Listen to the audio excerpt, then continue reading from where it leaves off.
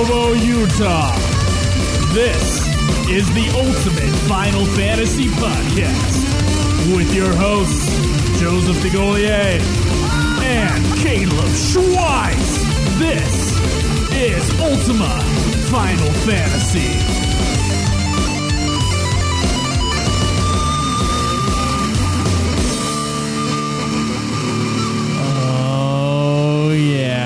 That Schweiss? I do. Distantly because the headphones are not on my head for fear of hearing loss. But yes, I believe it is time. It is time to catch up on some Final Fantasy XV stuff that we have missed during all these weeks of reviews.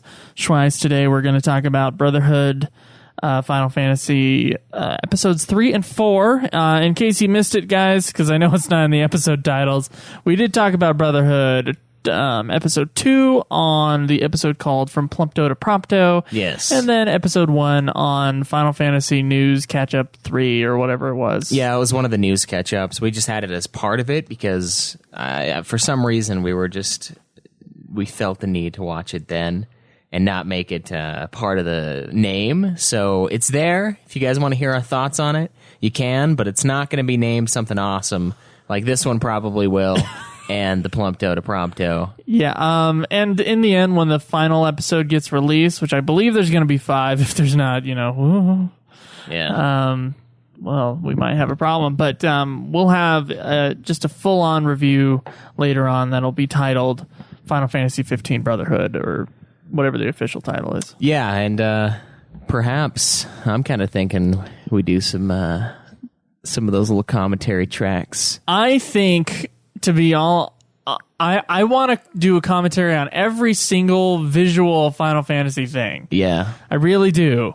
But I really think that some commentaries should be finished before other ones are started. Well, perhaps. For continuity's sake. Perhaps, but if we release... I think in the Final Fantasy Unlimited, commentaries should be finished. Those are going to take us forever, though. If we do one a month, it's going to be 16 more months. That's a year and 4 months. That's a long time from now. It is a very long time from now.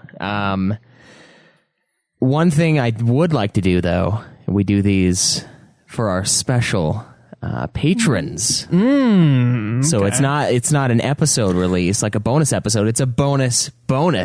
Oh, yeah. Even more limited edition. And that way it's not breaking continuity as far as the show's feed is concerned, but we're giving those guys a little bit of extra. What we could do is we could do the commentary and then release the commentary like a year later. So you're saying we do it for the patrons and then just release it way in the future? Yeah, I'm fine with that, but we have to finish the fucking Unlimited series. Dude, it's going to take us forever, though. We have to do it. We didn't do one last month, and we totally could have, too. We had the space. We had extra space. Because for some reason we had some fat episodes in there. We had to upgrade the old Libsyn, but... It's cool though because because we get to look at more stats. We get to see the areas again, which is something we haven't seen for a year. Oh yeah, geographically we got to see where all our listeners were in our little hub. So it's pretty legit. So hello California. Most of our listeners are in California. Yeah, pretty cool stuff. Yeah, before we get into the FF15 discussion on those animes. Fucking commentary yet. Let's be clear here. We've got a few plugs. We got some plugs, yes. You can go to youtube.com/Ultimate Final Fantasy.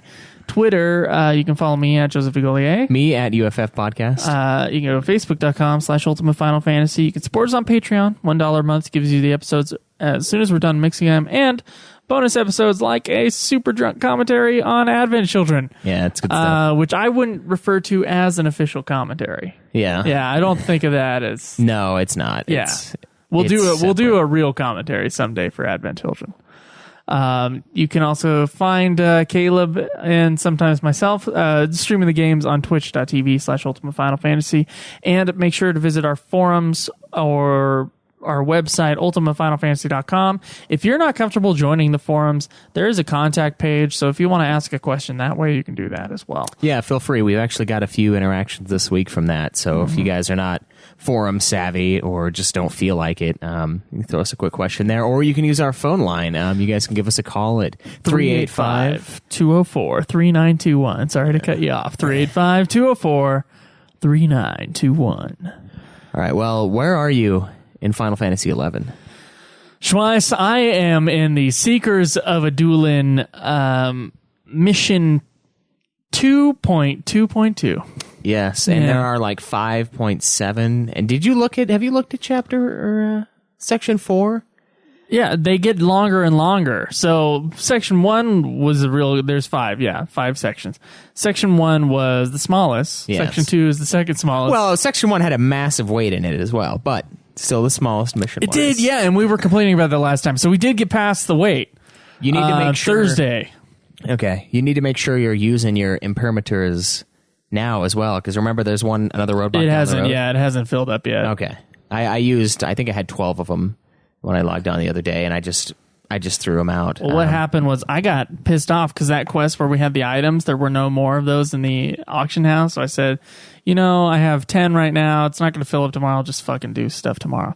The next day I got on, there were 2 stacks of that shit in the auction house. So I bought those and just did those quests again. Oh, really? The blood thread stuff? Yeah, the blood thread stuff. Yeah, I think it took me, it was like 45 seconds each time to do the other one. Mm-hmm. So it's pretty fast too. But the blood thread one is obviously faster if you have the gil. Yeah. I don't have any money though. And I'm broke right now. It suits my own lazy ass. Yeah, I mean, you get to log on and you literally just talk to the lady and trade stuff, which, of course, the trade system... it's boring as fuck. It's still convoluted. Yeah.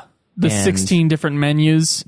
I remembered people, when Final Fantasy XIV initially came out, 1.0, I do remember hearing, complaints about menus. It was like menu fuck, menu crazy. And of course, Final Fantasy XIV 1.0 is more based upon FF11 than anything else. And it's there. It's definitely there. And it's just something that you kind of get used to in FF11. So I feel bad for those 14 players who maybe were not initially introduced to FF11.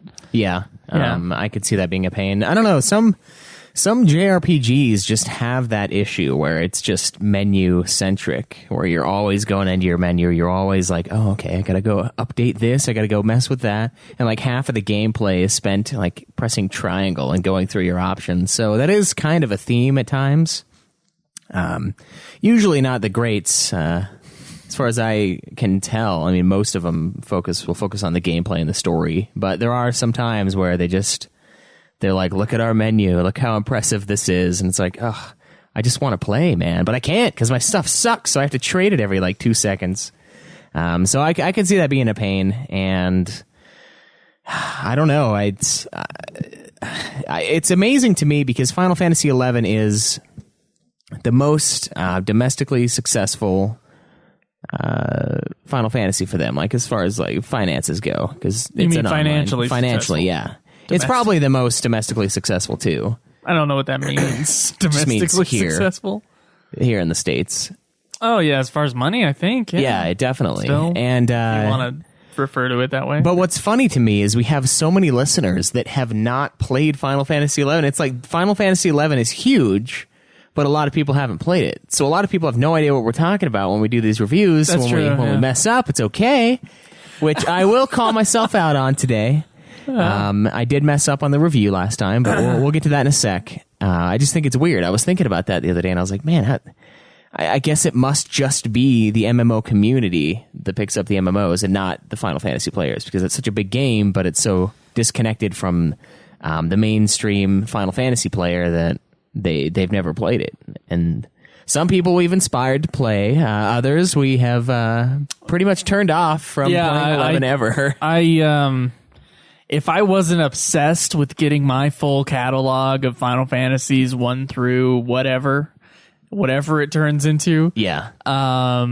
If I wasn't obsessed with that, I would be turned away with 11. I would skip this expansion probably, This one's a pain, and it's not fun. It's crazy. There's a ton of walking. The areas you can't use mounts in, huge and they are areas. huge, and they're so disconnected. It's like, hey, go to the sea gates, which no gate, right? It's a tunnel. It's a whole new area. It's like a cave, but you have to walk to it from another area. Thankfully, we're running into more teleport things. I'm saying, thankfully, we're all catching up to the same spot where we can move on together. Yeah, it is. And if there's a problem, if we all need to grind merit points, we all go grind merit points. Yes. It's not quite the same as the last few expansions where they were going for more of a single player sort of experience with it. Now it's more... Get fucked, boys. Yeah, it's crazy. There's a ton of walking. There's a ton of trying to figure out, like pulling up like 7 maps on the wiki and being like, okay, this one you enter from here, but then it exits here into this zone, and then you have to like look at that zone and be like, okay, what's in the way? Yeah, what's in my way? What's the best way to get there? Pretty much mazes, right? Yeah, they are. And there's these little events where you have to beat on rocks and like little tree branch roots. And I don't even know what they are. They're like, it's supposed to be a logging quest, but it totally looks like roots to me. So it's weird. Like that's not logging. That's just hacking the life out of it. Yesterday, I was trying to catch up to where you were because you got a day ahead of me basically with gameplay.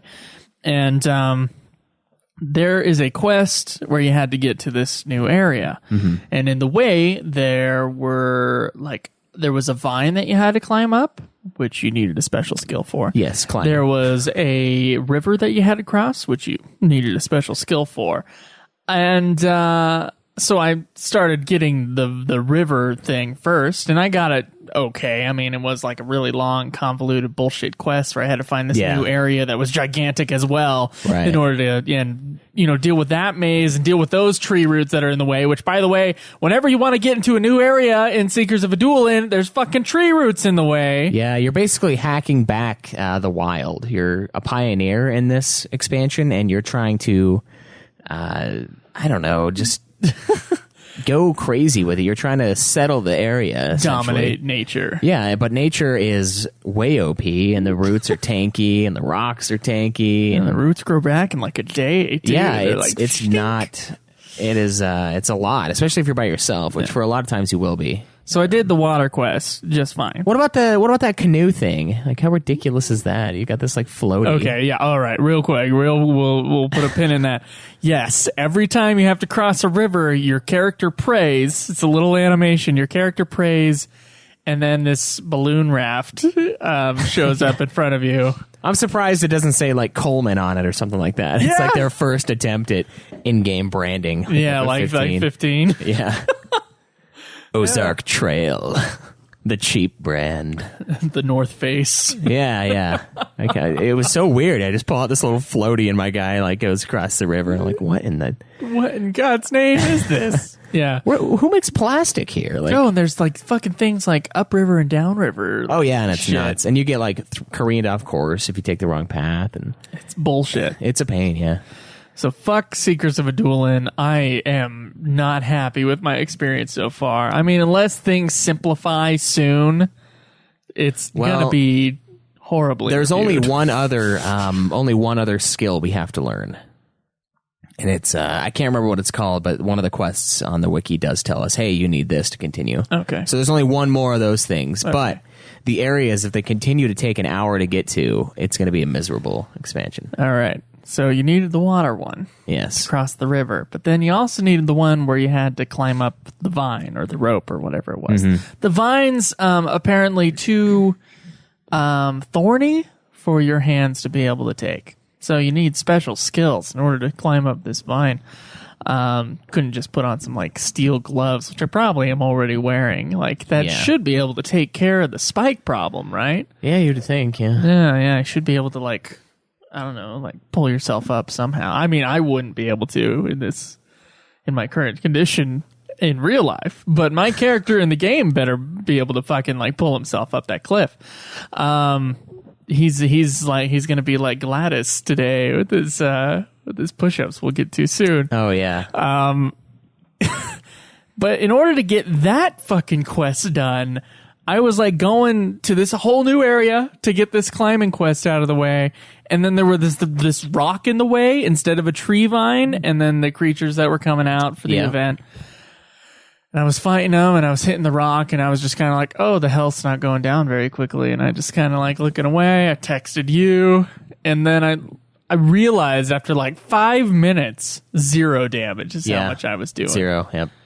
And I was like, God damn it. What in God's name am I doing wrong? I started throwing spells at it. Then I found out, oh no, you have to do a different quest to open up the fucking... Okay, in order to open up the rest of that quest, in order to open up the other quest... It was questception. That's the fucking problem with this game at this moment. Is that, okay, you got to do this thing, but before you do this thing, you got to do this thing. Before you do that thing, you got to do this thing. Yeah. Instead of just being like, okay, you got to do that thing. And see, I didn't even notice that because I just did quests that one day because there was a point that we hit, that imprimatur standstill is what we'll call it, the standoff of the imprimatur, where the wiki said, okay, you need to reach rank... what was it, 2? It was rank 2 or 3, something really low, and spend blah blah blah amount of imprimaturs. But here's the thing: those imprimaturs, those give you more fame than they do. Else. So I thought, okay, I'll spend. It's kind of a waste of time. I'll spend my imprimaturs. I won. Well, I won because I got the rock breaking one by doing this. Okay, well, you won in that case, but I also didn't spend 6 extra hours in the game. You were there for a long time on the stream. I was hanging out. It's different. But anyway, I went through and I was like, okay, there's other ways to gain fame. There's doing these little quests in the area where you do little tasks for people, and you gain reputation in the zone, which I think is a cool concept, personally. It sucks that the way they implemented it sucks. It's kind of like the combat system in FF2. Cool idea, really horrible implementation. So I did them, and I actually ended up doing the one for breaking the rocks. So I didn't even realize that you were going to run into that wall when you did. And then when you got there, you're like, oh, I'm not doing any damage. I'm like, oh, yeah, you got to get the skill. Sorry. It was just something that I ran through and did like 12 of them. And so, yeah, it's a lot. And it's a lot that it's like a giant time sink. Everything takes forever. Everything took me hours to do on it's on like coming back Thursday. to the beginning of this game. Yeah, that's what it feels crazy. like. It's like a whole new game out there, and I don't know, it's sapping my will to play it, honestly. Like when we jump on Diablo 3 for Nude Client, I'm like, yes. Oh. People don't like to know we're having affairs with other podcasts. Yeah. They don't, but this expansion is like just mega grind, and it's not like leveling or anything like that. Although I'm in an area where I die over and over again, so maybe there's going to be some more of that. I am visiting Snake, and it takes care of most of the creatures. Yeah. We'll see. Because these guys have true sight and true hearing, so they see me. True hearing? Okay. Yeah, both. It's a pain. But we'll get through it. Okay. And then we'll do Rhapsodies, and then we'll be done with this fucking game forever. All right, but before we do that, you know what we got to do, Schweiss? Each other. Well, that too, but some news, perhaps. News.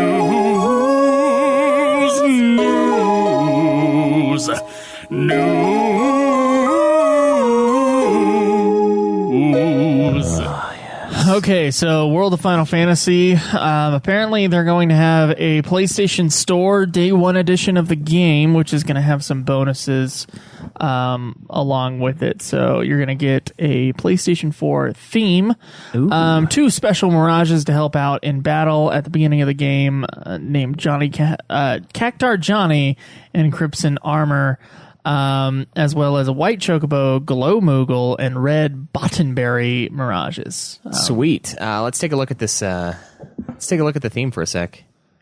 You want to? Okay. There it is, in all of its beauty, all of its chibi wonder. Looks kind of cool. I enjoy themes. For the 3 people that'll see this on YouTube, yeah, they'll be able to see it. Yes. But yeah, it's pretty much a standard hero theme. I would say, like a whole bunch of characters stacked on top of each other, looking heroic. The Cactar is the little dude for the web browser, though, so that's cool. But I don't know if that's enough to dissuade me from my love of physical discs for Final Fantasy. Just having the artwork and the maybe the collector's edition. I don't know. It's a lot of money to throw out for a game I'm not too sold on. Also, Justice Monsters 5 has been released for iOS and Android, and I have played it. Have you now? Yes. Okay, what is it?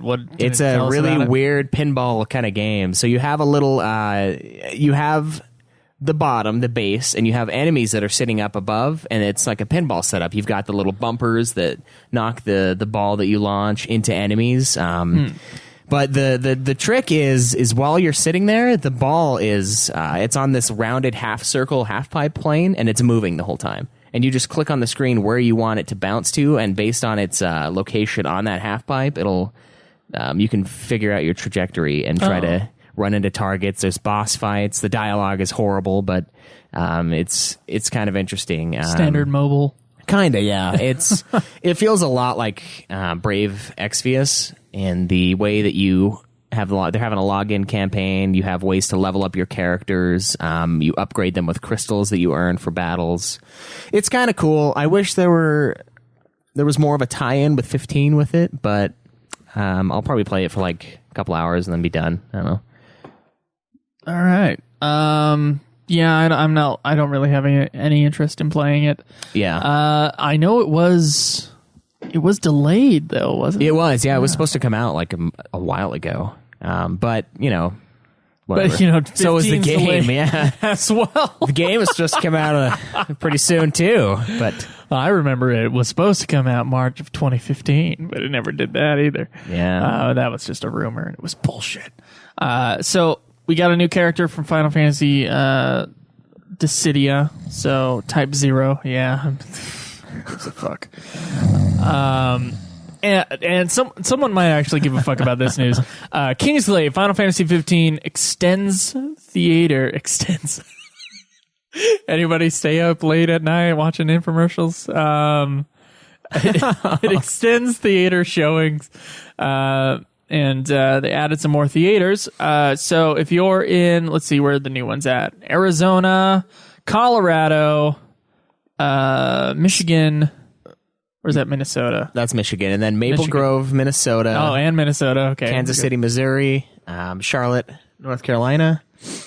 We got, what is that, Columbus, Ohio? Yeah. Homestead, Pennsylvania, and Arlington, Texas. Oh, wait, no, that's an old one.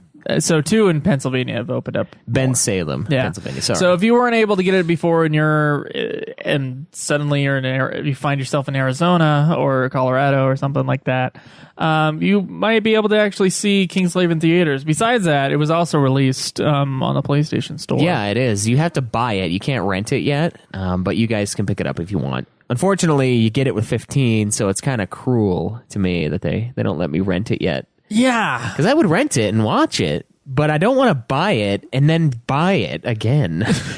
Like, I don't want the digital copy and then the physical copy. Like, there's no need. No need. Especially if we get the physical copy and there's a voodoo thing in there. If there's a voodoo thing in there and I end up buying this on PlayStation Store, I'm going to be mad, man. It's like, oh, here's your third copy, free. So as some of you may know, I am now unemployed. And there was an option to go tomorrow, to go see, or yesterday, if you're listening to this episode on Monday, to go see Kingslave in Colorado, and perhaps make a trip out of it. Take a long drive, go to the one theater that it's showing in, okay, and go see it, and then drive back home. Given it's 7% on Rotten Tomatoes, drive back home disappointed and pissed off that we spent so much money going to the middle of Colorado to go see this movie. I mean, that was a possibility, but then it was like, no, I'm going to save that money for KupoCon. Yeah. So give you a little extra spending power. We had that conversation over Twitter. It's like, no, I'm not going to go see it in theaters. They didn't release it in Salt Lake. There were like 6. Okay.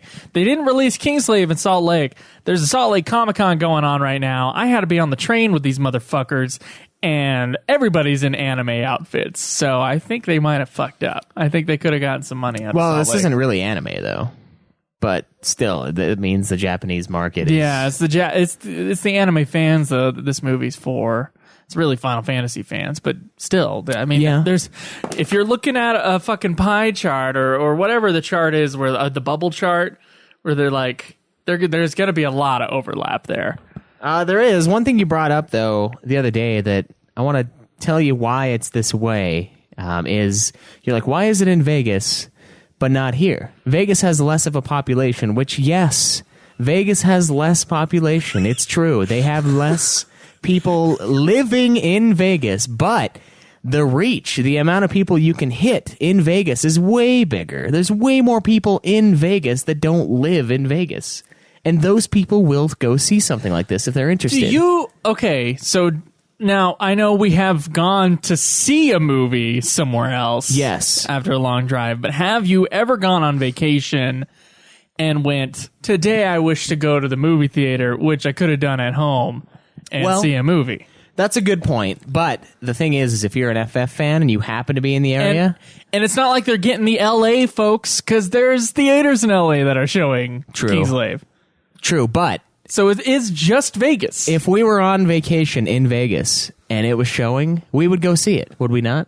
Well, just because but if it was also showing in Salt Lake, I'd wait. Oh, yeah, of course. If it were showing elsewhere, sure, yeah, we would. But if they want to hit as many people as they can, Vegas is a good option. Although, Utah's a great option, too, because we're like the most nerdy. We're like the nerdiest state in the union. They did a survey on it, and we were like number one. We are the most like tech savvy, the most into games, the most all of that.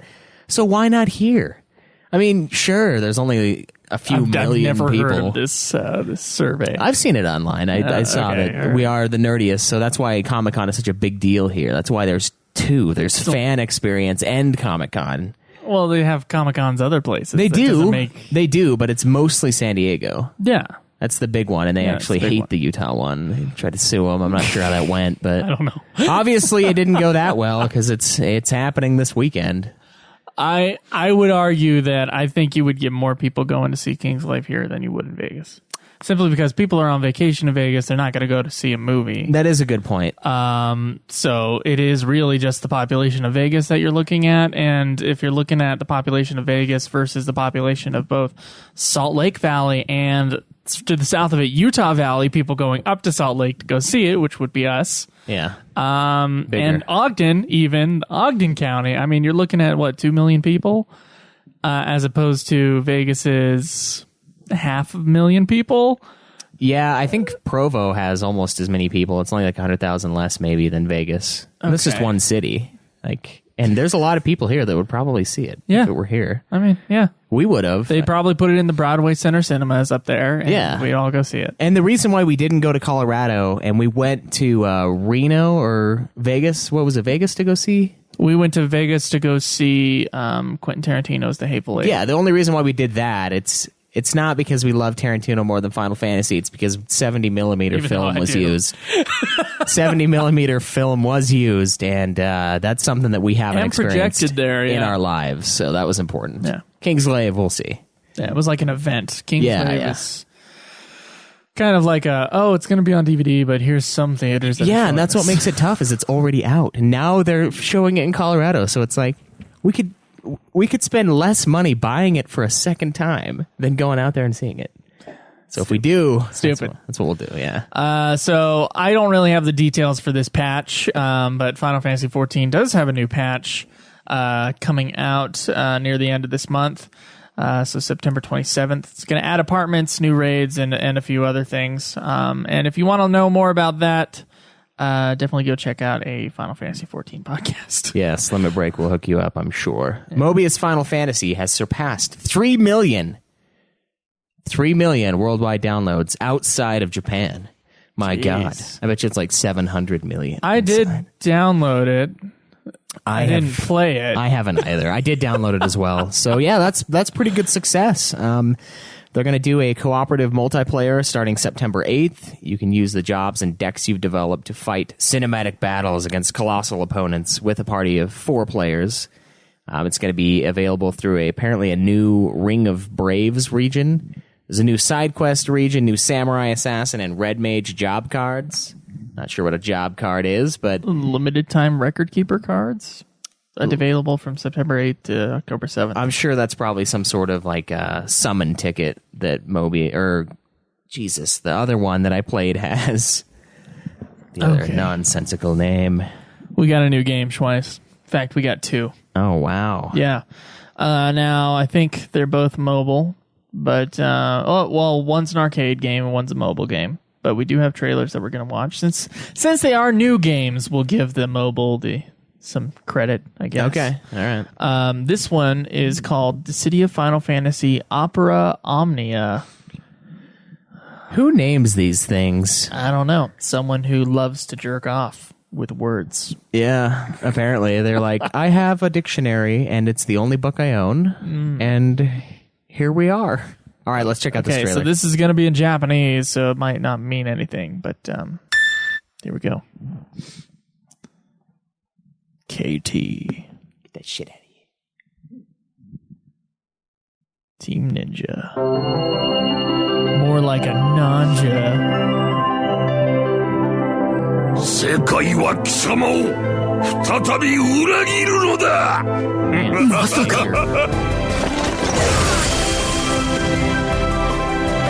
There's a crystal, 2 dudes fighting.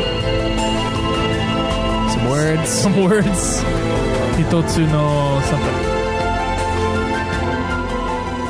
All right, we got some. We got a Moogle, Cecil, Vivi. Oh, that looks like some. Oh, someone from Type 0. It looks like. Yeah. Vivi's voice is weird.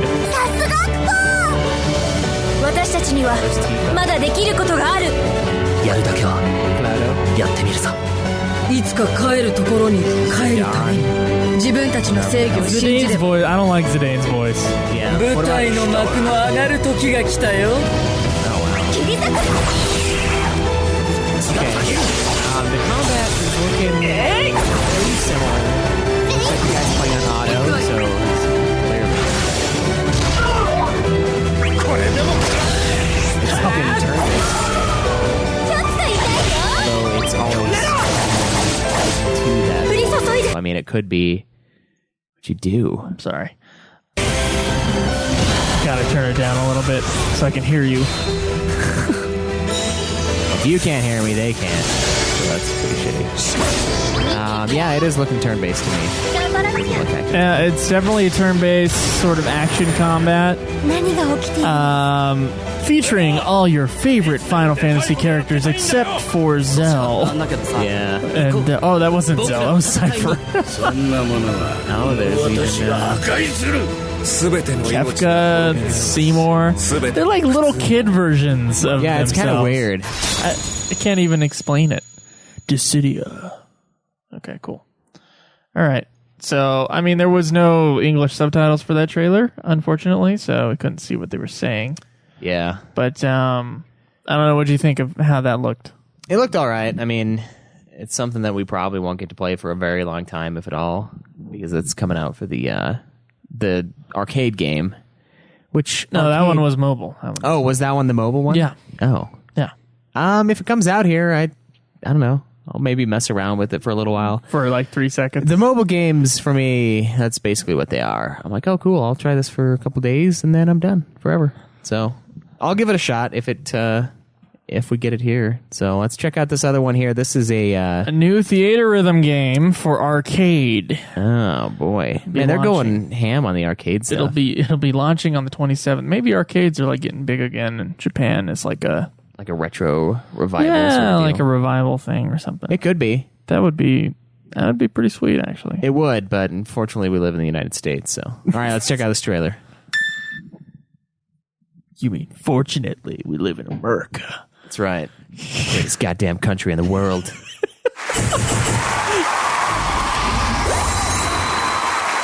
right, we got a nice curtain here. Some happy looking words. Okay, there's character selection. The sound is really fucking annoying, though. Like every little thing you do is like a big sound. All right, so we got characters walking across the line. Hammering out the combos, the buttons. Yeah, it looks pretty much like Theater Rhythm does, but there are a lot of dudes on the screen. You think they're going to be doing this with their hands, or this is like a DDR thing? I hope it's DDR. I would love to see some sweet videos of Japanese kids just like tearing it up. It's probably not, though, given that there's buttons like that. It's But I saw the arrows earlier, and I was like, oh, sweet. I look forward to the day where we get to Theater Rhythm. Seems like it's going to be a fun little break. And then we'll get to face off with each other. We can have like a duel, kind of like we did with Rocksmith on New Plan. Oh, that's awesome. Yeah. Oh. This looks interesting. Pretty much looks like what I played at the 14 Fest. Except, apparently you put your hands like on a big circular thing. Yeah, it looks like a mixer or like a mix table kind of thing. It's like freaking Parappa the Rapper. God. Jake in that game. You can bring the speed up, it looks like. Got some difficulty settings. That looks fun. That high score was at infinity. Yeah, that's a tough score to match. Got some Jekt in there. See?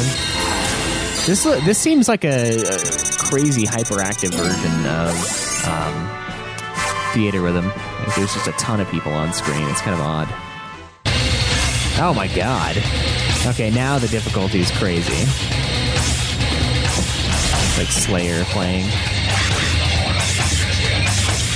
That's a Mulberry. I don't know this song.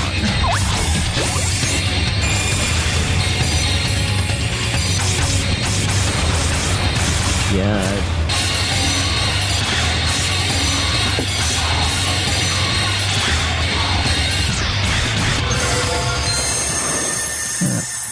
All right, well, that was the trailer for All-Star Carnival. The arcade game we'll probably never have here in the States. Most likely not. But for those in Japan, when we do have Japanese listeners, we did find that out. September 27th. Our stuff, September 27th, 2016. Review it and give us your review. Hi. All right. So now we're getting to the good stuff here. Final Fantasy XV concert is going to be live. Now, Shinru has posted an actual article on our website talking about this concert. It's going to be on September 7th. The live stream is going to begin at 11 a.m. Pacific time and 2 p.m. Eastern time. So if you're in the States, you know what that is. Yeah, it's going to be the London Philharmonic Orchestra. Philharmonic. So notice the other H. I don't know these things. I don't listen to orchestras. I'm not trying to be some cultured, pompous ass. I'm not trying to be. I'm not a. Well, I am an ass and I am pompous, but I am not cultured. All right. As much as I like to pretend I am. But that word is the London Philharmonic Orchestra. Utter Chehos, and what was the one that you were having trouble with before? I don't think I ever said Chehos. It wasn't Chehos. It was some other word though. I don't remember. It was totally an instrument word too. It was, yeah. It's always an instrument word. I don't know. You played ignorant. The clarinet. Yeah, but I didn't have like a book with words in it. They're like, oh, remember this? It's like, here's sheet music. Play the fucking song. It wasn't some language course on music. But yeah, I remember. Okay. I remember it was a music word. I forget what it is though. So if you guys want to check out music from Final Fantasy XV, composer Yoko Shimomura will make a special appearance here and share her thoughts on the songs performed. And you can go to our website and check out the Final Fantasy XV concert article, and it will have the link where you can go click on that. Okay? Okay. I guess it's the same shit. Okay, so Final Fantasy XV. Oh my God. They don't have any solid plans for what they're going to be besides like costumes and stuff like that, but Final Fantasy XV will have DLC outside of the Season Pass. All right, well, let's see what Tabata says about it. It says, but of course, not only costumes, but we also plan on increasing the cooking repertoire as well. That said, our priority is to polish up the main game for the time being. Once we get some wiggle room, then I believe we'll get to seriously work on development for DLC and VR content. And by the way, the Season Pass and the episodic DLC that were announced along with are different from the VR content. Dun, dun, dun, dun. Yeah, I don't even know. And then we get a nice... I hate that frame. The classic image of Prompto in his fucking PlayStation VR helmet. Beautiful. Yeah. So I guess it'll all be separate, and we'll see just how much FF15 is going to cost. Not only 9 years of life, but 9 years of work financially. Final Fantasy 15, by the way, we did get kind of a leak here, or it was from a Japanese magazine, but they are going to introduce gun and machinery weapons. So not just swords. Oh, cool. But also some other cool things. So I'm excited to get into that. Yeah, that's something I always kind of enjoy, is the option to have a practical weapon in a situation like this. Like, others have guns, why not us? And our last piece of news, Final Fantasy XV story is apparently going to take place over 10 years. Oh, wow. Within the game itself. So it's like... So not just the 15-year flashback, but also like, I think the arc of the story, I think this is what it's saying. I think the arc of the story is going to be taking place within 10 years. You know, so it's kind of like how the game has been in production for almost 10 years, right? They're making up for that by saying, look, we have 10 years of storyline for how long it's taken us to put out the game. That's beautiful. It's making it real. So, and your characters are apparently going to age within the game itself. So I am actually like, this sounds fucking dope, first off, and I'm super stoked to see how this is implemented in the game. You should never say that again, by the way. Dope? Yeah, it seemed like wrong. I don't know. Anyway, go ahead. Sorry.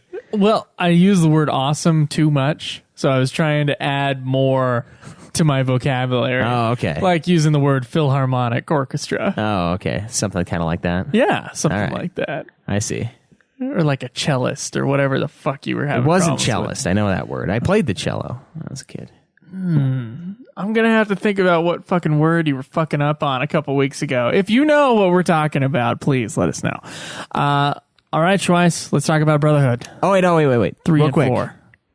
With the 10-year thing, I bet you it's going to be 10 years later. Like a little cutscene where the events happen, and then the game's like 10 years later. Like, took place over 10 years. Boom. Oh, yeah, it might be that, but hopefully it's not. No, that would be kind of a cheap shot. Yeah. Well, it wouldn't really be. It's not like we were expecting it to take place over 10 years. True. It would Until now. It would just make this article basically pointless if that was what it was. Yeah, pretty much. Big shout out to Shinru and other people who have given us news this week. Let's get, Brotherhood 3 and 4. Let's do it. Sweet.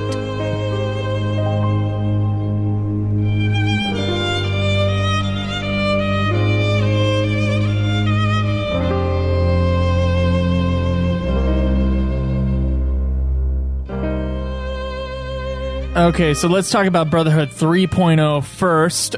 So when our 4 heroes are ambushed, they go into battle, basically, and they're ready for some steak, I guess, with this giant this cow hippo that they killed.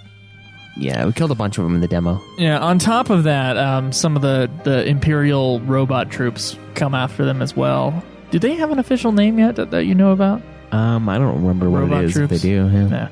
But anyway, this causes Gladius, or Gladius, or whatever his name is. He's called Glady in this version. Yeah. For much of it, he kind of remembers as he's seeing Noctis fight. He kind of remembers Noctis as a young prince, and Gladius, he remembers back to the days when he's just training with Noctis, and kind of remembers being frustrated by the spoiled prince, and one day he goes home to this girl who I assume is his daughter. Did you get that? It's either daughter or little sister. Or like I can't a niece? remember. I have no idea. He's basically watching over this girl. That's what it is. And there's a weird, awkward tickle fight. Yeah, where he lets off some steam. I was like, what the okay, whatever. We'll move on. I'm just not going to worry about it. Can't things just not be wrong? I can't. It's the super sexy. I'm ruined. Everything that pretty much is it, yeah. I can't not. I feel like I was ruined before Super Sexy, but yeah, Super Sexy it leaves a dark mark on your soul. Yeah, posting there's that something show. you can't scrub away. So anyway, he's spoiled by the prince, or the prince is spoiled, and he's kind of frustrated at that. The next day, the girl breaks kind of a taboo or a faux pas, and she just shows up while Gladys is at work. Right, and he's kind of pissed, and she wants to visit with Noctis. She wants to go see Noctis. She's like, oh, you get to see the prince all the time, and I don't ever get to see him. It's like, yeah, you're a kid. Yeah, he chastises her, but this old man is like, oh, you want an appointment with the prince? Well, we can do that. Yeah, but like, what is this place? They're like, oh, you want to go visit? Oh, sure. It's like half his age. She's this little girl. Like, what? As a 16-year-old prince, I don't know if I would want to be visiting with just, like, the employees' children. Like, bring your daughter to work day or whatever it happened to be. I don't know. So, but the girl doesn't stay there for long. She's distracted by a wandering cat and gets lost. Only to be found by Noctis, who she was waiting for anyway, and I guess they get along. When Gladdy catches up, he chastises her once again, and Noctis actually takes the blame. At that point, the king is there, and he grounds Noctis, which I thought was kind of an awkward moment. Yeah. It's like, Prince, you're grounded. So every single person in this castle has to listen to you, except for me, basically. Yeah, that's pretty crappy. And so still frustrated because now his niece or his daughter, whoever the fuck it is, was gone looking for this cat. Actually, he doesn't know that yet, but he finds out soon. He's kind of pissed off still. Gladdy at home, and he's doing some sick headstand push-ups, I would call them. Yeah. Schweiss, can you explain what a headstand push-up might be to an audience? Well, you basically do a handstand, and then you just kind of lower yourself to where your face is right above the ground, and then you bring yourself back up. I can do a handstand, but I don't think I can do that. I can't do a handstand. I don't think that's going to happen. I don't know if I have the balance to hold myself up. Admittedly, he was in a doorway, so as long as he didn't fall forward, he could kind of like catch himself, but apparently that wasn't even a problem. This guy's a freak. Yeah, so Gladys is a freak. Gladius, I'm probably going to get shit for this. Well, they call him Gladdy most of the time. You're right. Gladdy's a freak. Gladdy. And the way that they introduced that he was doing these headstand things, I can't even explain it. The way that it was introduced was that he was in close-up, and he would just look like he was doing push-ups, but like all you could see, yeah. I thought he was just really bad at doing push-ups because it wasn't, his body wasn't flat. It was like... Yeah. He was arching somehow. Yeah, it was like that's what it looked like. Weird push-ups. And then they were having a conversation. She's like, "Oh, he covered up for me," and then blah blah blah. And he's just like, and then there's the wide shot where he's like just standing on his head, basically doing the same motion. So that was funny to me. Yeah, it's kind of a cool way to introduce the shot. I don't know. It introduces him as like the beast. Yeah. The beast mode. Which he carries into his later years as well. So later, when they're training, Gladdy apologizes to Noctis while in practice, but assures him that despite the good thing that Noctis did for his daughter or niece, whoever the fuck it is, he won't go easy on him. And then we flash forward to the present, where our heroes win the fight and are excited to go eat some steak. Yeah, we also carved get this from the carcass of the giant cow thing. And we get this sweet Lord of the Rings-esque combat scene too, where they're like comparing cocks, I guess. Basically, they're like, "Oh, how many can you kill?" He's like, "I bet you I can kill more." And then they both end up killing the same amount of these monsters. They both kill like 4 of them or whatever.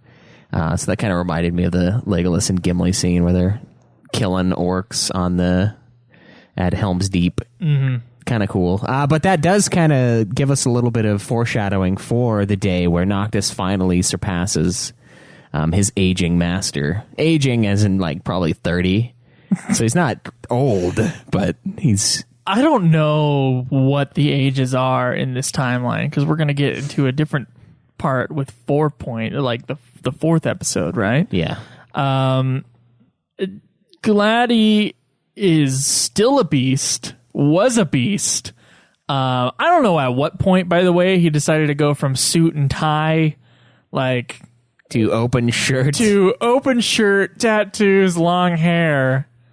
I don't know when that transition happened, But it seemed to take a while. Noctis looked like he was a kid, like Yeah, and I don't know, 12. is he seemed like a member of the Kingsglaive to me almost. And I'm not sure if he's supposed to be the whole time. fucking don't know anything about that lore. But I think he at least was, or at least it kind of looked to me like, oh, okay, he must have been part of the King's Guard, but he's guarding the prince instead. So he's the Hound, basically, from Game of Thrones. He's guarding the prince, guarding Joffrey.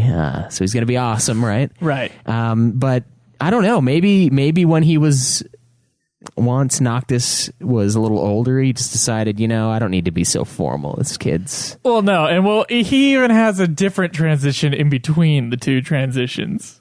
Oh, yeah. In the 4th episode. I got one more question, though, when it comes to this episode. And I thought this episode was better than the 4th episode, by the way. I thought this was like a pretty decent episode, actually. Yeah. There was like there was a plot.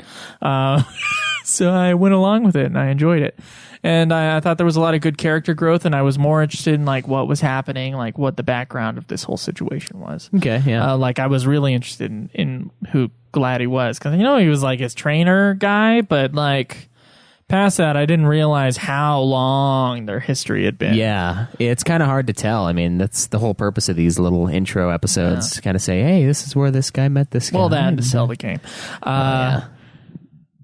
They complain, or they say, Ignis says that he needs spices in order to cook the steak right for the giant hippo thing. Yeah. Maybe it's really gamey. Schweiss, what spices do you put on your steak? Pepper, mostly. I just put pepper on it for the most part. Like if I have... no, that's all I do. I just put pepper on the fucking steak. So, like, that's what I've been doing my entire life. Sometimes I'll put, like, some steak seasoning on it. But, I used to do that when I was, like, a teenager. I would put steak seasoning on steak when I would make it. But now it's like... Well, now we only cook it for... it's only, like, salt and pepper. Yeah, we only have time for salt and pepper. We cook it for, like, 2 minutes, and then it's done, right? When I was younger, I would just do more medium. Oh, see, I've loved it rare this entire time. So, yeah, okay. Okay, so that's me and you I put salt and pepper on, and that's it. Yeah. Now, I have, like, at a certain point when I was on Atkins the last time, I did look up, like, better ways of cooking steak, because I had to buy cheap steaks whenever I bought steak, and so I was looking up how to look. You know what they put on their steaks? Nothing? Fucking salt and pepper. Oh, okay. Okay, so everybody on the fucking planet...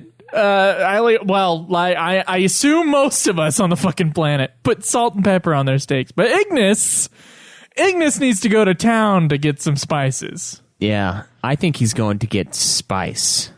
That's what he is. He's a stoner. Okay.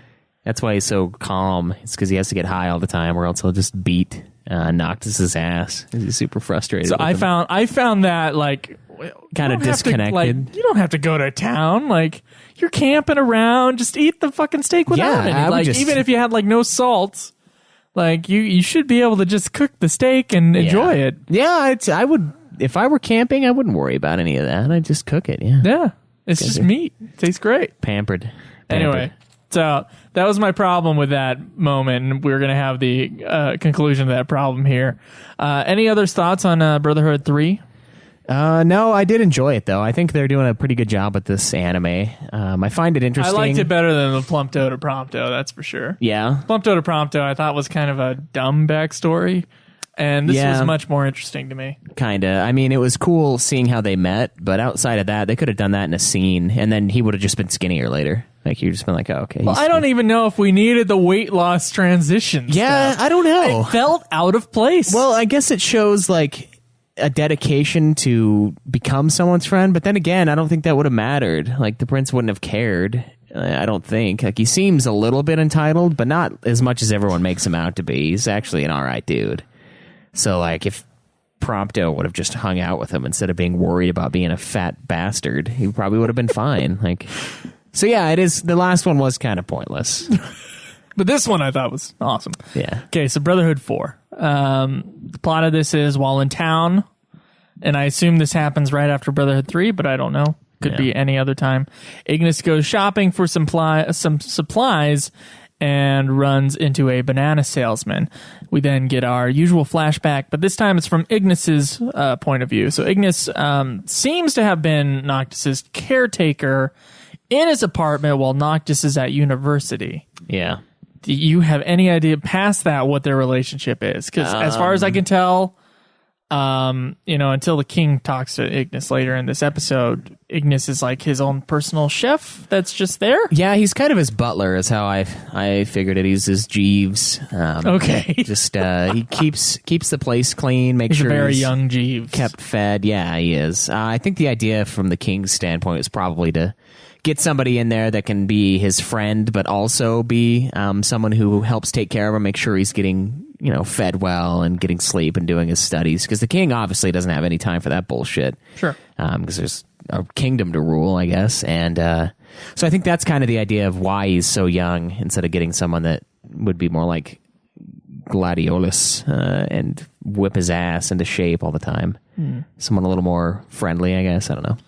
Yeah, so tension is rising within the Empire, and the king makes it clear to Ignis that he's going to trust him with the care of his son in case something were to happen, or during this time, during this rough time, he's trusting Ignis with, the care of his son. Right. And Prompto and Noctis, after class, are walking down the street. They see a gigantic television screen that is showing the king, and the king is using a cane. Yeah. Which Prompto points out. He's like, has he ever used a cane before? And Noctis sees it and seems concerned. During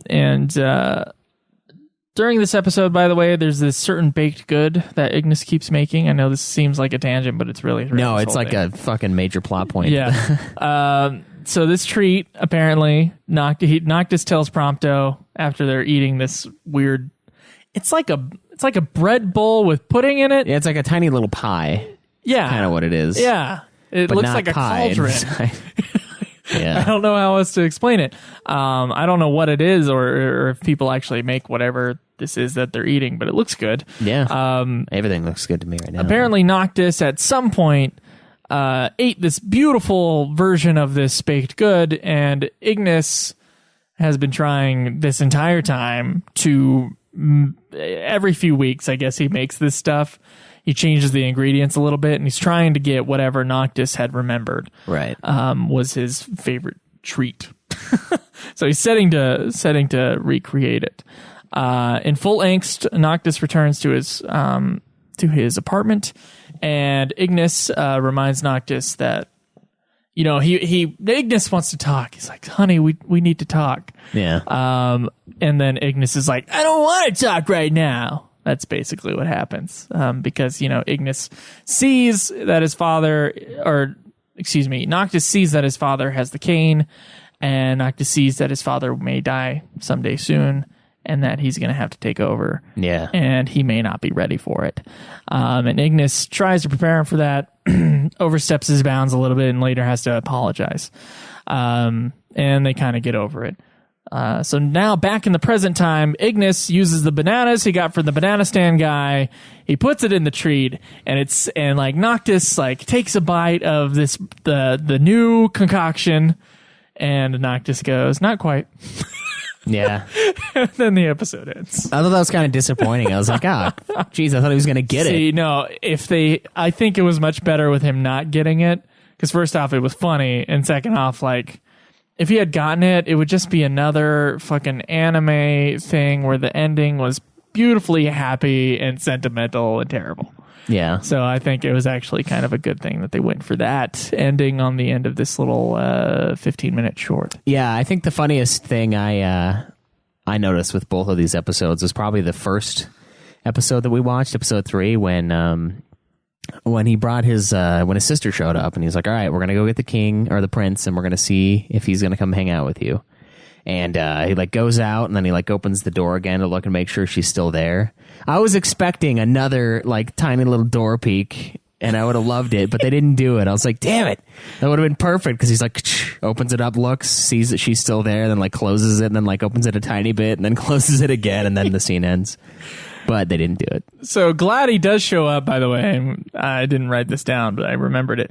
Gladdy shows up, and this time, so it's been it's been like 10 years or something like that between episode 3 and episode 4 in the flashbacks. Yeah. And Gladi is still training Noctis. Noctis isn't coming to training as often because he's in school and stuff like that. But Gladi is now in like he's in casual clothes this time. Yeah. So he hasn't yet gone into full-on biker mode. He has transitioned from suit mode to schlebby hoodie mode, or like a sweater, or whatever the fuck he was. Like the fucking Matt Damon's character from the Departed. He's got like the hoodie on. He looks like this scumbag dude going down the fucking alleyways. And of course he kills a Chinaman, so scumbag. But yeah, no, he's this weird. It is odd. I think this is step 1. Step 2 is probably like some whorehouse. Maybe in episode 5 we'll see him be like, I need a tattoo or something. Yeah. I don't know. I haven't really looked at his tattoos. I know some of them are like tribal. Well, maybe he's like, well, I need a leather vest, and also everybody needs to see my chest and perfectly chiseled abs. At the same time. Maybe he started to feel kind of old. Maybe he got a couple gray hairs, and he's like, "Fuck, dude, I am getting old. I assume that I need to look damn good." I think he was young in the first video, which means he was probably like 20. I think he must have been late 20s. In order to get into the position that he was in, I mean, I'm sure we have their official ages somewhere because we always do, and it's yeah. In order to get in the position that he was in, I feel, and in order to have that much combat experience or whatever, I feel like he would have to be at least mid-20s, at least late 20s. You think so? Yeah. So he's kind of an old man in the new stuff. Then he's not an old man, but he's like 40. Yeah, I could see that. He does look a little older, and everyone else kind of is like a kid to him, and he's always the one in the animes. It's like, oh god, he fucks. And he fucks. Yeah, that guy fucks. Yeah, that guy fucks. That guy fucks. I wanted to ask what the baked good was, but neither of us know what it is. Now I'm gonna go with Reese's peanut butter cup. Oh, that's a good idea. They created it like a cream version. Like homemade. Yeah, like strangely filled with banana. That's kind of weird. That has nothing to do with Reese's peanut butter cups. No, but the banana was a one-off thing. It was implied. Okay. Now the seasoning that Ignis gets when he's at the store. Now I'm assuming that it takes place after 3.0 in the present time. Ignis gets nutmeg and pepper. Yeah. Yeah. You put nutmeg on your steak? No. I feel like the nutmeg might have been for the sweet cakes later. Although sorry guys, we can't eat steak without nutmeg. Yeah, that's really strange. I guess with the watching them back to back, that is really, really weird. It was bugging the shit out of me. I mean, at the end of 3, I was like, what fucking spices do they need to cook that thing? And then it's like, oh, nutmeg, huh? Like, what? Nutmeg. What kind of chef are you, you ass? You've been put in charge of the prince? You're like the worst qualified person in the world. I'm sorry, I need all my stuff here. I know we're camping and we're supposed to be undercover, but I'm going to go get some cinnamon for our steaks. We need to risk our lives and go to town right now. Yeah. For nutmeg for a steak. For nutmeg for a steak. Come on. Just eat the goddamn steak. So I thought they were pretty good episodes. So far, I think they're definitely the stronger ones. We'll see what happens. I heard that there was a 5th episode. Yeah, it's on the wiki. Okay. When I look it up, there's a 5th planned one for, I think, this month. So we'll hit that up when we can. We have a little bit more time, though, because FF11's expansions are really holding out on us. They're taking longer now, so it's not week to week like it once was. Jeez. Anyway, I enjoyed them, so if you guys haven't watched them, please feel free to. I don't think it's spoiling anything in the game besides just giving us some backstory. I feel like Kingslave is probably going to give us a lot of information that wasn't there before, like about the world. Yeah. Now, I know a lot of information about the world is out there, but I haven't looked into it because I've kind of wanted to just explore it as the media comes in.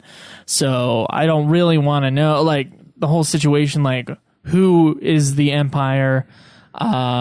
and why has this little country been its little country? What other stuff has the Empire taken over? I mean, we know the basics, like they're able to withstand because of the crystal. Because they have the power, but we don't know a whole lot. I've looked up a few things, but for the most part, I am just leaving it. What's up with the royal line's like ability to summon weapons? That's like something that the royal line has. Yeah, it seems like, and so I want to learn more about that, but I don't want to look it up on Wikipedia through whatever interviews or whatever came out for it. I want to learn about it as we play the game or when we watch the movie or whatever. Right. So, and I do look forward to getting more of the lore, and I kind of want to watch. It seems to have a rich lore. Yeah. But not Final Fantasy XIV, where it's like the lore is the thing. Yeah. And that's kind of where there's a disconnect for me, is when it's super lore heavy, then it can be more about much. The lore and the backstory than it is about the actual story. Yeah, I think and this that's one, when there's a problem. I don't think 15 is going to do that. I think they're going to provide us with a good chunk of backstory, and then they're just going to give us the story. Yeah, I hope so. And lore is fine. Like, I get lore. Lore is great. It is, yeah. You're right. As an extra, like, hey, I know this about FF12 because of the lore. It's not because of the story. But the lore isn't like, everything. Yeah. So we'll see how they... Playing FF11 or FF14, it's like 90% lore. Yeah, and it can be... In fact, whatever you're dealing with in FF11 is because of some giant event that happened in the past that was more interesting than what you're doing now. Yeah, pretty much, yeah. So that kind of stuff bugs me. But so far, I mean, with these little cartoons, they're just fine. Yeah, I think they've been pretty good. Yeah. I think they're doing a great job with it, so... Well, Schweiss... We got some questions to answer. We do indeed.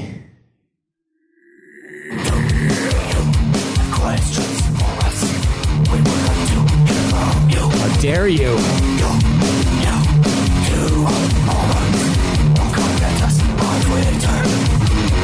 Go to our contact page.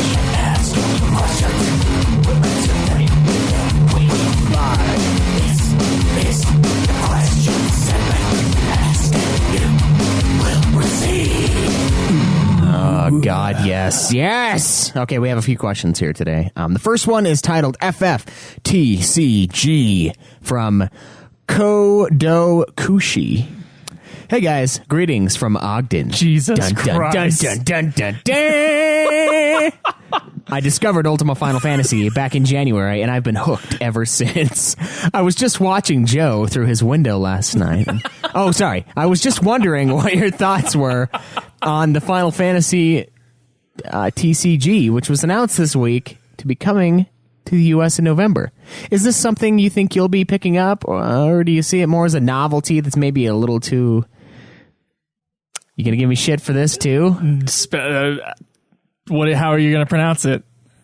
Niche for Western fans. Okay, some people say niche, and niche some people is say niche. Stupid. I say niche, motherfucker. Niche is Knesh, and it is...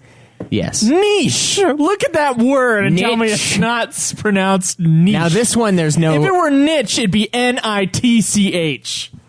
Yeah, but niche should be... As in stitch. Niche sounds like a weird, like... It sounds like an Indian name. Like niche. It sounds like a food.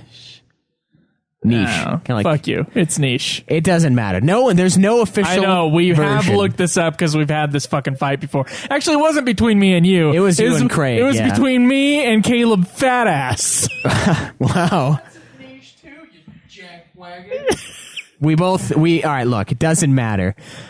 What do you think about the card game? I don't know anything about the card game. I think it sounds like a cool idea. I've said it niche and niche. I've said niche, too. I've gone back and forth like a million times. I guess I don't have a special pronunciation for it. But since you were like, you're going to give me shit for this. You had to. But the thing is, you didn't call it Nietzsche. I was thinking about that. I was thinking of saying Nietzsche, actually. I was like, there may be a little too Nietzsche for Western fans. Yeah, I would have given you so much shit. I would have probably played it off all casual. Like I listened to Super Sexy, and Jake will mispronounce a word, and you'll give him shit for it. I will, yeah. Mr. Philharmonic. Dude, I give him shit for stuff that you should not be missing, though. Philharmonic. Right. I mean, how many times have you said that in your life? Less than 100. Yeah, probably, but I know the words. Yeah, I guess I just haven't seen it enough. Okay. All right, I haven't seen anything on this card All right, game. first off, if you're from Ogden,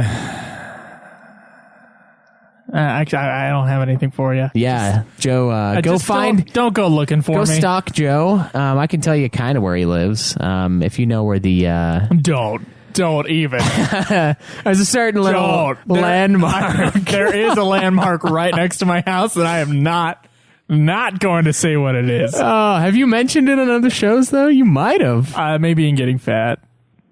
Oh, maybe, yeah. I think you might have, yeah. Yeah. He's got about 6 houses he'll have to knock on the doors for in order to find me. Yeah, yeah. And I never answer the door. I'm usually in my pajamas, and it's embarrassing. That's all right. You'll know if it's the Padre.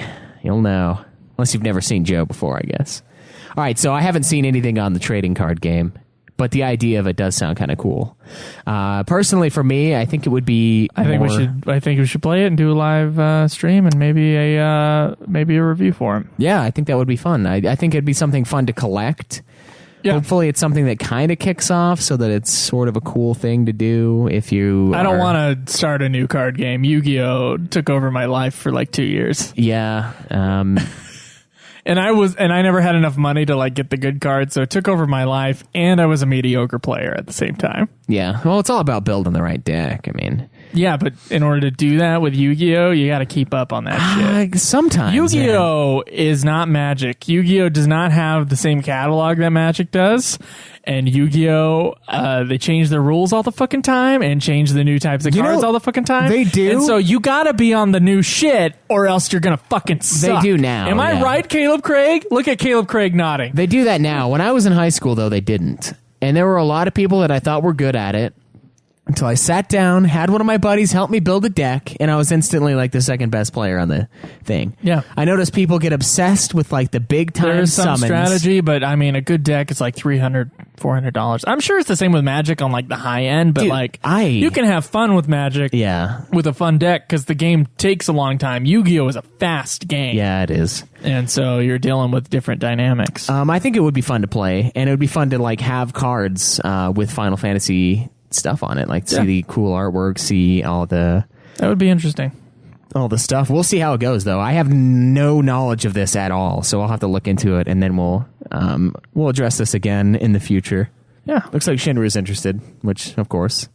All right, we got another one here from Strike Knight 130. It's titled Custom Characters. If you could make one character for a Final Fantasy game, what would it be? Male or female? Got a great answer for this. Main lead or side character? What types of weapons could your character use? What kinds of clothes would they wear? Your character can only have one limit break, and you can use any one from the series. I'm curious as to what you would be made to be. Anyone can be part of this. I'm going to go, if I can make one character, I would make El Husk from Final Fantasy XI. He would be male. He would definitely be the main lead.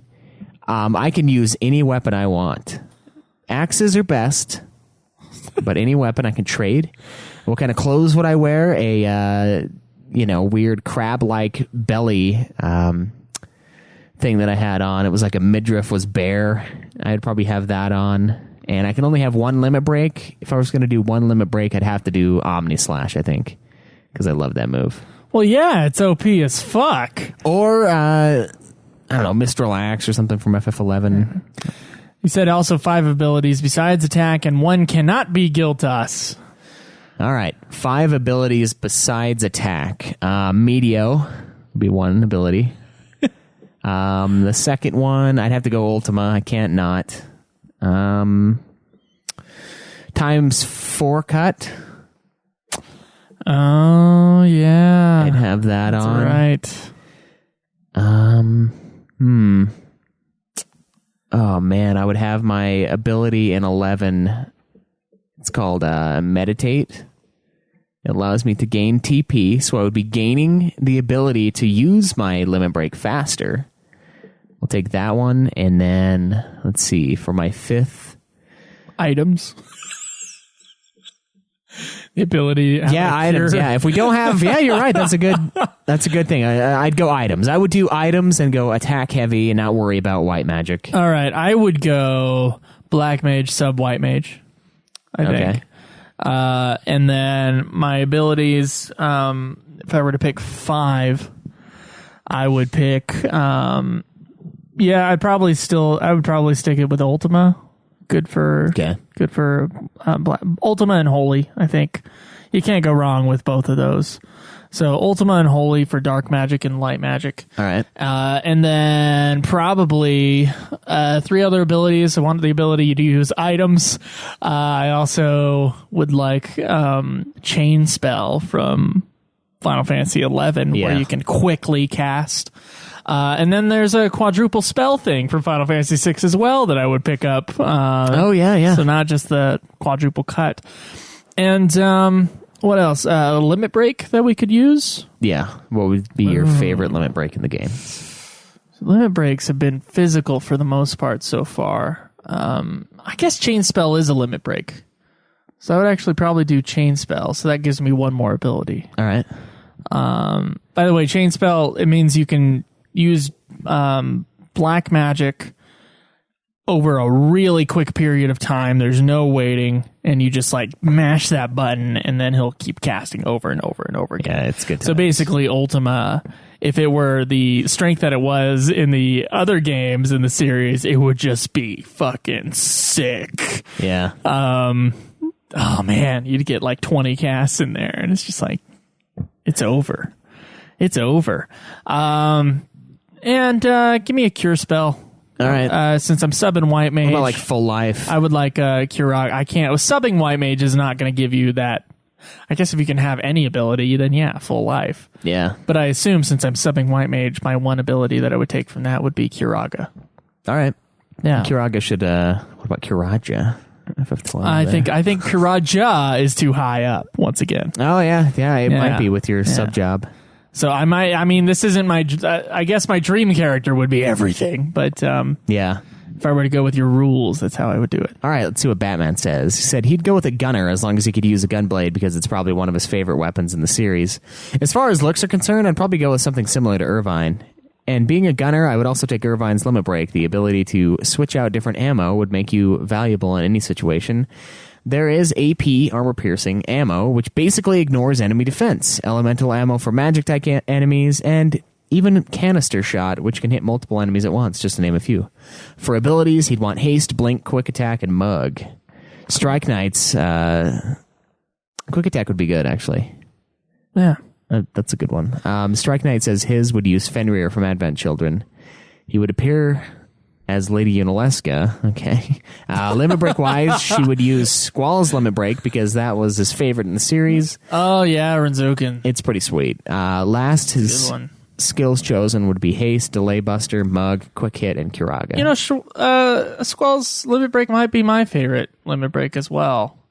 Yeah. Yeah, it's extremely useful. It's extremely easy to get if you cast spell Aura on you. Well, yeah. And, if you got the trigger thing going on, it's actually kind of a fun little game thing that you're playing. That and Tifa's Limit Break with the slots. Yeah. Both of those are fun limit breaks to play. They're powerful limit breaks. And the animations are awesome. So I'm going to go ahead and go. Yeah, I actually agree with that. I think that's I mean, we haven't had this conversation in a while, like what our favorite limit breaks are, but I think that might be one of mine, that and Chain Spell. Yeah. Fair enough. All right, so Taku Amazuki says, Lances are my thing, so I'd make mine a Dragoon/Lancer. Jump is a must, Lancet, Haste, Berserk. And I would take the Dissidia version of Zidane's Grand Lethal, which is like a charge in midair while spinning the lance, except Zidane's case, he has attached his two daggers together. That was a pretty good move. I suppose this heavily depends on the gameplay of the game. Still, I'll leave it at that just to keep things simple. The lance would resemble Fang's lance in the fact that it can be detached to use as two blades if needed. Limit Break would have to be the 14 Dragon Song dive. Like summoning a dragon spirit to guide you down to strike your enemy is as cool as a Dragoon Limit Break can get. Character model-wise, says honestly, I would have to probably say how my 14 character looks because I have her dressed in a way that she's ready for anything, but the armor is still pretty casual. Doesn't help give you an image, but if you care to go to the Lodestone, you can take a look. I don't at this time. I'm not sure if your character's named your character, so I would just be trying to find it. That would be really poor for the podcast. All right, so we have one more question here today. Knights of the Round summon in FF15.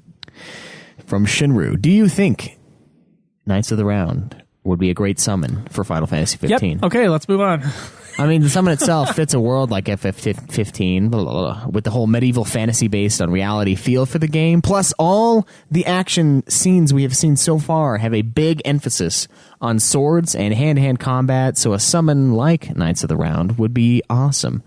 Imagine just like the Ramuh summon, but it's Knights of the Round instead, and all in very good HD quality, flying across the screen, attacking enemies for massive damage. Drools. Well, I mean, sometimes from game to game, in fact, most of the time, you're right. Most of the time from game to game, if they were to reuse a summon like Bahamut or Ifrit or Shiva, our weird Final Fantasy version of Shiva, yes. Usually the character models are somewhat similar, and they usually have somewhat the same abilities. Now, sometimes that's not always true. Right. And they might not use the same exact thing in Final Fantasy 15 as they did for 7. I think it would be an awesome added bonus for like a gigantic side quest or something to get it. I think that would be sweet. Yeah. I would want it to be like heavy reward. Yeah, something that you have to work for quite a bit. And since we're just like it is in 7. I wish I would have just beaten Ruby instead, but getting the gold chocobo is quite the time sink. It takes a lot of stuff to get it done, and that would be a cool addition. I don't know if it's necessarily something I super want. I mean, I do, because it would be really cool, but I also don't want to have to sit through Knights of the Round for like 10 hours of this game, because it's the most OP thing ever.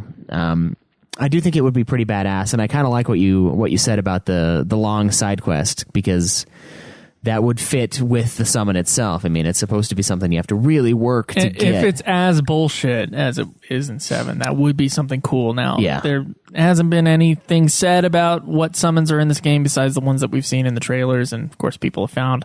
Yeah.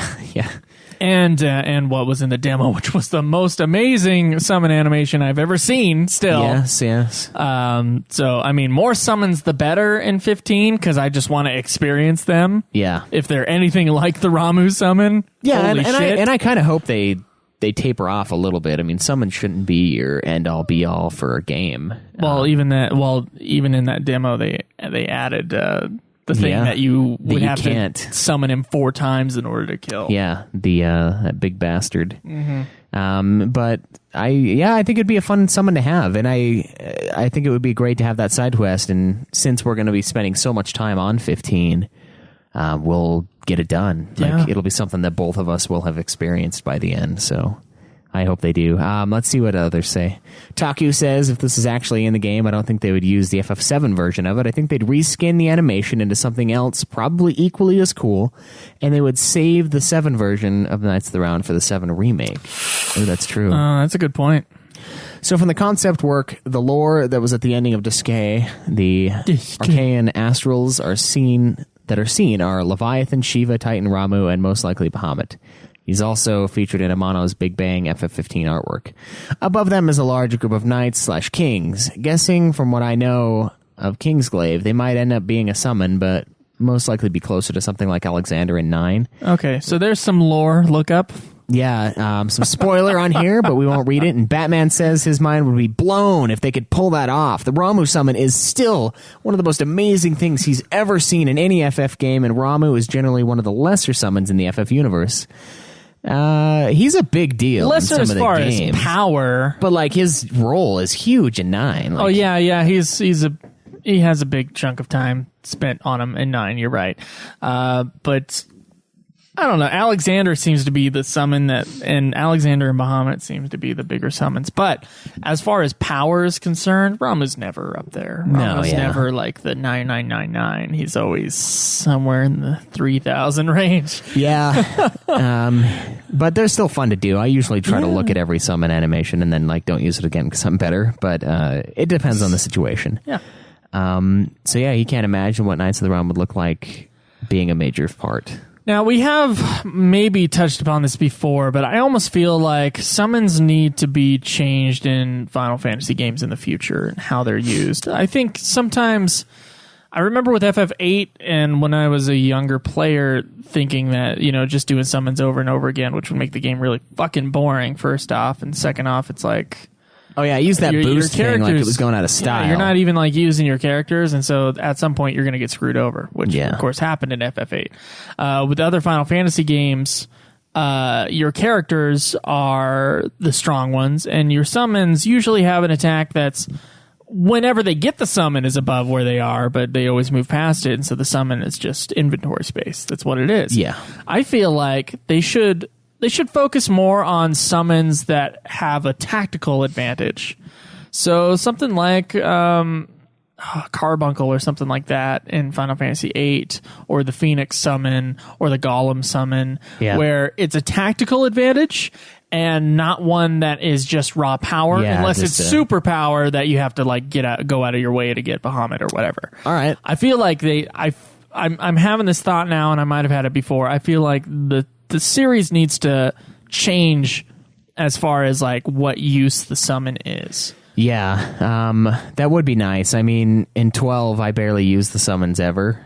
Yeah, there's a part where the summon is part of the map where you have to like use Belias to open up a portion, which was cool. I thought that was cool to I hated that with area, them. but yeah. And 13, of course, to do the late game stuff, you have to use the summon to get the guys close to, or knock them on their back, the adamant tortoise or whatever. Yeah. But you're right. For the most part, the games, it's moved from this. It's always about just sheer raw damage for the most part in the games, and that falls off really quick. I mean, I can do way more damage than any summon for the most part in the game, and I would think it would be beneficial to have something like you said, like Carbuncle or Golem come in and gives you basically a protect, but not protect. It's like the summon version of protect, so you can still have protect, and that way it's more of a tactic thing and not a, oh god, I don't want to fight these guys, let me just nuke them exactly with Hellfire here. Yeah, I would say, actually, you know what? I would change the way that the elemental summons were used. So I would say we get rid of the spells that are the Null Blaze and Null whatever spells, and that's the effect that the elemental summons have, is protecting you from that element. Oh, okay. That'd be cool. I think that would be a cool way. If I were to make a Final Fantasy game, that's how I would tell my staff. I would also make it like FF6, 9, and 12. Well, mostly 6 and 9, where you get abilities using items or the summons. Because I fucking love the Ito style of the games, but that would be cool. It would also be cool if they kind of did a little bit of both. If like they came in, they gave you the protect, and they did a little bit of damage. Because then it's like, okay, I can do some AoE real quick, and I can get this buff up. It doesn't have to be much damage, but it is nice to have something out there. So we'll see. I bet you 15 so far. It's just been the nuke summon. Well, thing. yeah, and you know what? It was awesome. So it was, but we do have Carbuncle in the little demo, the platinum demo. So there's hope for the buff summons, but we'll see. Yeah, we'll see. If I were to say that Final Fantasy needs to improve in some way, it's like, okay, the summons are important to the Final Fantasy series, but they need to be important to the battles as well, and actually need to be used tactically. Yeah. So I mean, there's some games where it's like the game is disgusting, and thus the summon has to make up for it. But I mean, most of the time the summons are nothing. So let's make the summons useful tactically. Well, if you're rushing through Final Fantasy X, the summons are amazing. You remember when we did that for some of those Seymour fights when like we were getting stuck and I called you and I was like, dude, go out and grind up the summons till you get their limit breaks and then go in and just one-shot this guy. You pull out the fucking Shiva, you use her limit break, Shiva gets killed, banished. You pull out the next guy, use that limit break. In that game, it was crazy. But it's just like you said, it's just basically just for damage. Or a meat shield, which is what 8 did as well. And 10 does the meat shield too. It's like, oh, there comes the Anima attack. I better pull out a summon so they get rocked instead of me. It's more like the Enema attack. Yeah, no kidding, yeah. But yeah, I think it would be cool to revise the role and not just have them as more of a lore or an extra hog thing where you're like, ooh, I got the blah blah blah summon. It's like, great. I would like to know them to be more useful. I think 13 did it okay, but I think the games can improve on this summoning, except for the vehicle thing. I can't get over that. Okay, well, regardless, except for Odin. I think Odin's is really cool. Odin is sweet. Yeah, I kind of like the scissoring. Yeah. But that's, an aesthetic thing. Yeah, and then the Saz one. Jeez, dude. The car. Oh, man. All right, Twice. That's it for questions for today. We do have the question from us to you that I forgot to put up on the forums from last week. We're annoyed by child characters. What child character do you find the least annoying and why? Yeah. I will actually put it up this time. Yeah, you're going to put it up on the forum, right? Yes, I am. Okay. You know what? I'm going to put it up right now. Please don't put it. Well, you'll have an opportunity here in a second to put it up, I think. All right. Schweiss, our next segment is iTunes reviews. It is. And thankfully Wait, what's that? Oh, fuck. Oh, God damn it. Oh, my God. Oh, no. You ready for this? No, I'm not ready for it. I'm fucking ready for it. Oh, yes.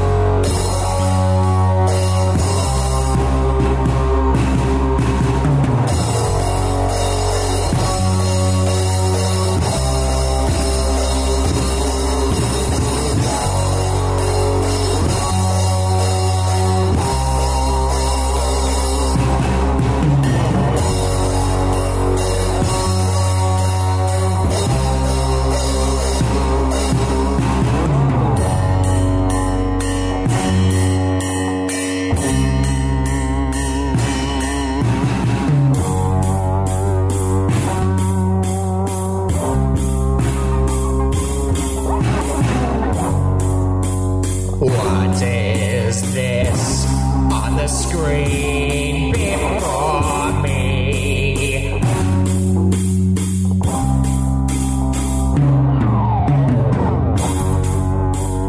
No new reviews from you to me.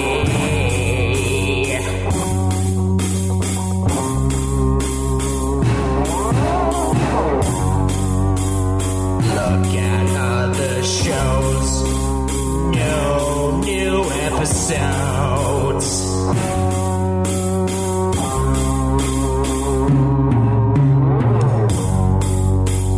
No iTunes reviews. No love for the show. Oh no, iTunes reviews.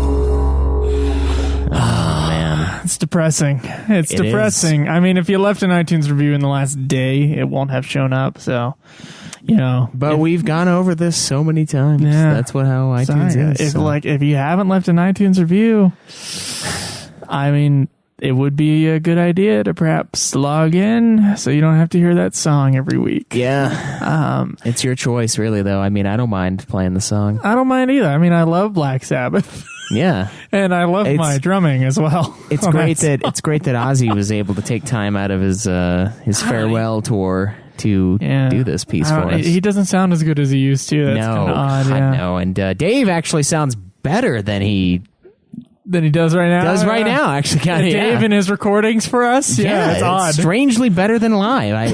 I don't know what's happening to him, but it's probably just a lot of touring. His voice is starting to get a little rocked. Yeah, a little bit. But so yeah, guys, if you could leave us an iTunes review, that would be awesome. And we appreciate everybody who's left us an iTunes review so far. And we look forward to future reviews.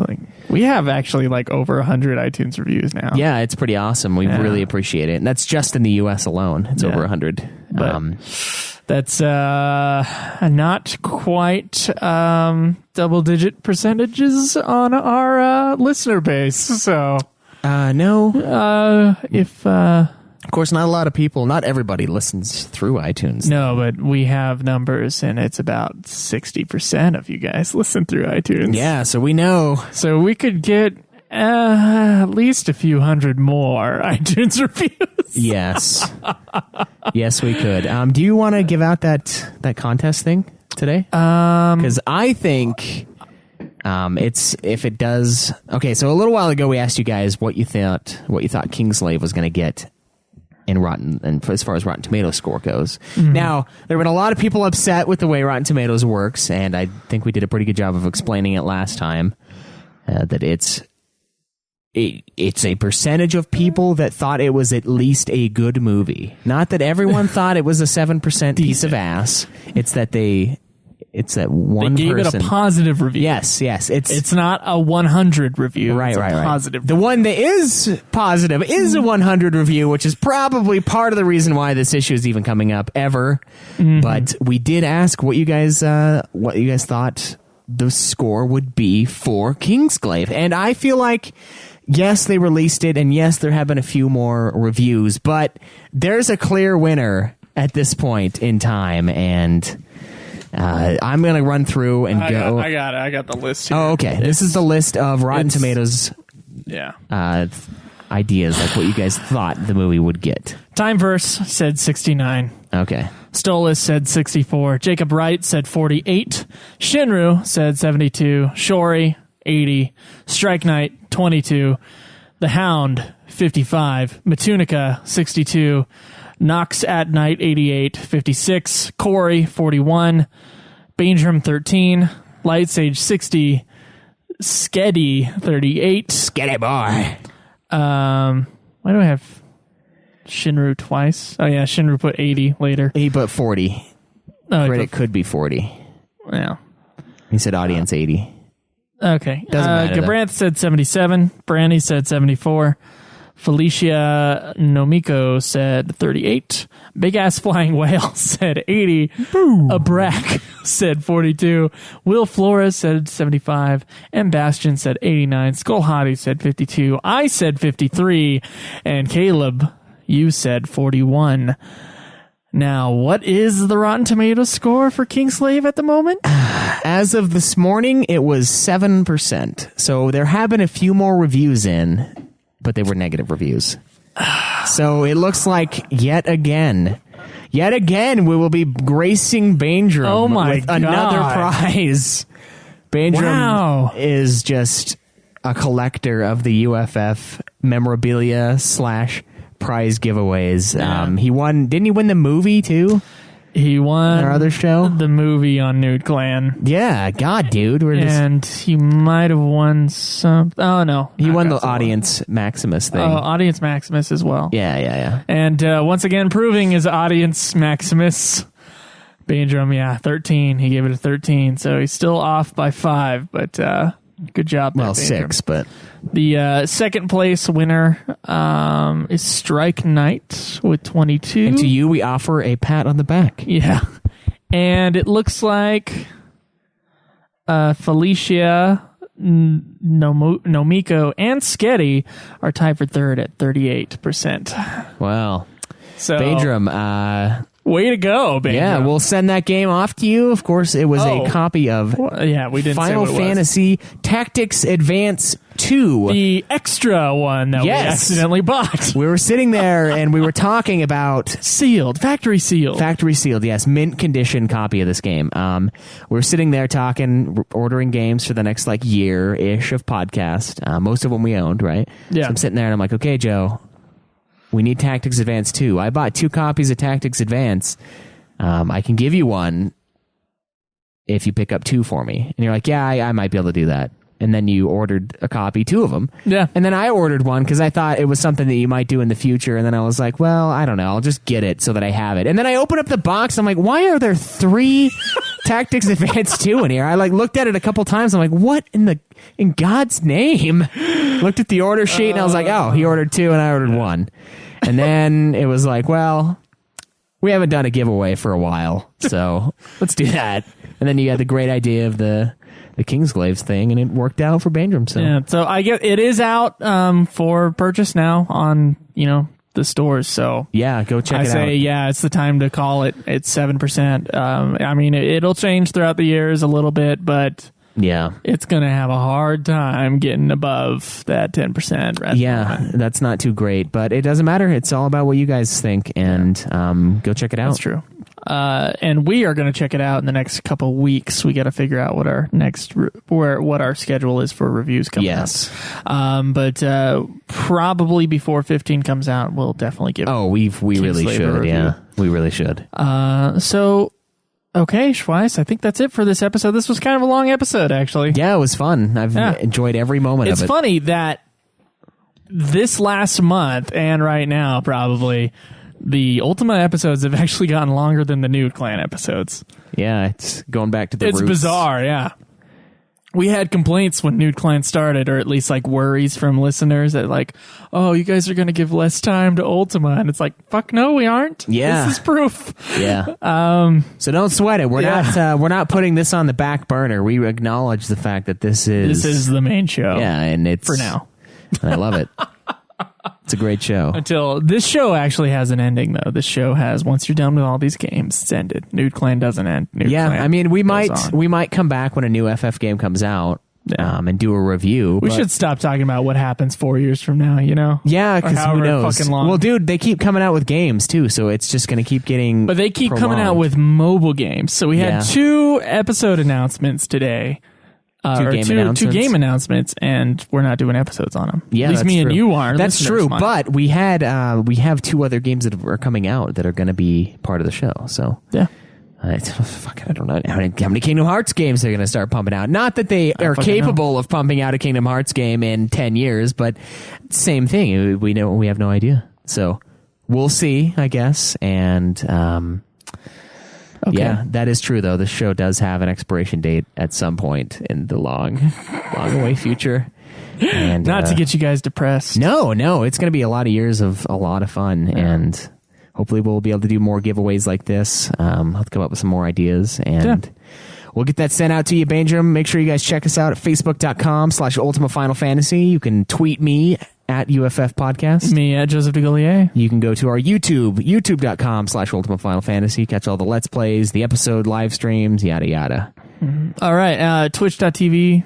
Is that what you just said? Twitch.tv/Ultima Final Fantasy. You just said YouTube. Yeah. And of course, our website, ultimafinalfantasy.com, where you can go to the contact page, give us a message there, or you can join the forums. Please, the discussion continues on the forums. It really does. And there's more than just Final Fantasy you can talk about. You can talk about other games. You can talk about Godzilla, whatever the fuck you want to talk about. Yeah, all the shows. All the shows. Our number is 385-204-3921. So if you want to leave us a intro or a question on there, please do. If you want to play a mobile game that hasn't already been reviewed, please do so and leave us a review for that. So give us like a 10-minute or 20-minute sound file of you reviewing the game, and we'll put it on our episode. Yeah. And last but not least, there are ways to support the show. So we don't have any new Patreon supporters this week, but we want to thank all those who are Patreon supporters and have been for a while. Yes. And we really appreciate your guys' support and what you guys do for the show. Yeah, and if we owe you anything, let us know. Yeah. Sometimes stuff gets lost in the mail, which sucks because those goddamn bumper stickers they're not cheap items, but when we send them out, I usually don't have a return address because that's weird. I will for games and stuff. It's just someone we know whose address it is. Don't sweat it. But if we are missing anything from you guys, let us know, because I have lost my list of who done what with when, and Patreon really fucking sucks at that shit. Yes, it does. It's horrible at telling us what we owe who. It's like, oh, this person here and then this person there, and it's like, fuck, when did they start? When did they stop? Yeah. If we owe you an episode, please God, let us know. Call us out on it. We want to do them. We love doing them. So. We do. And another way you can support the show that costs you no money whatsoever, just go to our website. There is a link to Amazon.com through there. Just click through that, make that your new Amazon bookmark, and when you go and when you buy something on Amazon, it costs you nothing extra, but it does give us a little kickback. Yeah, and it's nice. It's good. Yeah, it gives us a few cents for every dollar you spend. Yes. So, and we really appreciate that. Schweiss, I think that's it. Wait, do you want me to play the ending? Yeah, let's start that ending theme. Oh, okay. We'll see you guys next week. Enjoy the grind. This has been another production of Ultima Final Fantasy, the Ultimate Final Fantasy Podcast. The show was produced by Joseph DeGaulier and Caleb Schweiss, with music and editing by Joseph DeGaulier, parodies and clips from their respective authors, of course. You can get all of our episodes as well as our Let's Plays at ultimafinalfantasy.com. You can also contact us on Twitter at UFF Podcast, as well as our contact page on our website. Be sure to subscribe and review our podcast. Your reviews may get read on the show, and look forward to the next episode of Ultima Final Fantasy, the Ultimate Final Fantasy Podcast.